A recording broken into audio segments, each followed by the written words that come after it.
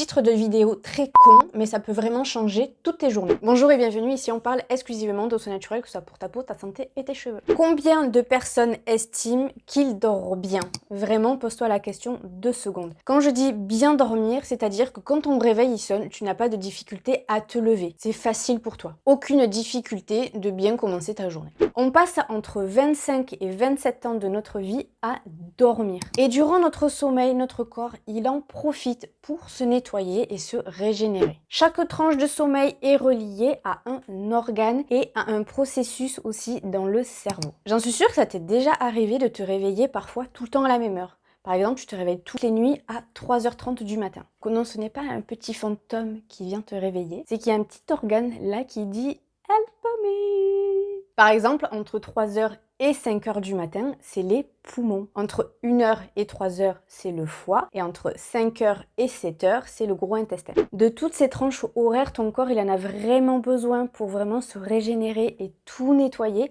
afin que tu conserves ton bon équilibre. S'il y a quelque chose que beaucoup de personnes négligent, c'est le repos et le sommeil. Avec nos vies ultra connectées, ultra stressées, notre repos et notre sommeil, ils en prennent mais vraiment un bon coup dans la tête. Aller dormir, si c'est un petit peu difficile pour toi, ça se prépare. Ne pas hésiter à se faire une routine du dodo, un peu comme pour les enfants. Les enfants, c'est le bain, le dîner, brossage de dents, une histoire et au lit. Et à 7h du matin, il est en forme olympique le môme. Par contre, pour toi, c'est un peu plus difficile. Donc, n'hésite pas à te faire un petit peu ce même genre de truc. Bon, il n'y a personne qui va te lire une histoire. Mais tu peux vraiment te mettre un petit peu dans une ambiance, un petit peu de routine. Pour préparer tout simplement ton cerveau à te dire on va dormir. Et le soir, c'est vrai, on a plutôt tendance à regarder la télé. Et on est nombreux à voir la télé dans la chambre. Moi, la première, j'aime bien regarder un bon film le soir. Donc, si tu as envie de regarder un bon film, vas-y, fais-toi plaisir.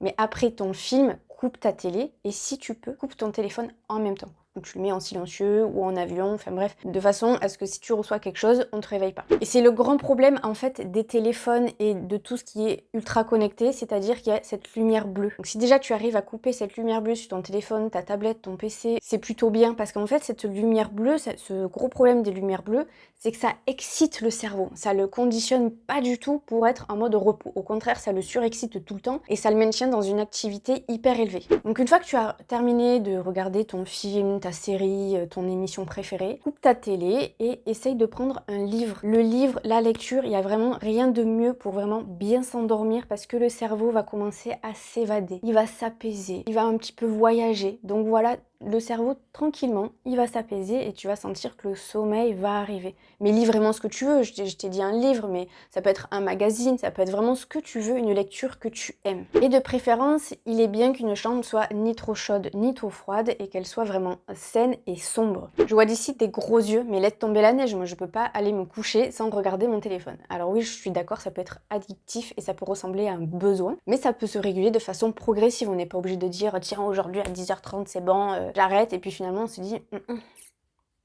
c'est bizarre ce soir, j'ai l'impression qu'il me manque un truc.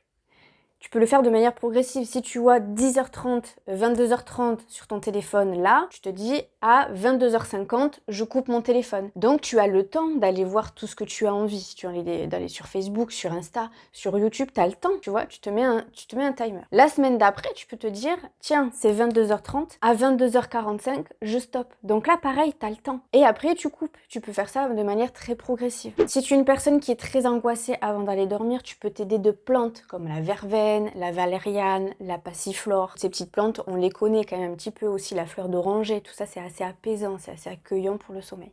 Faire du sport aussi après une bonne journée de travail bien chiante, faire une bonne séance de sport, ça fait ultra du bien, ça permet de vraiment décharger tout le stress, tout ce qui nous a énervé, etc.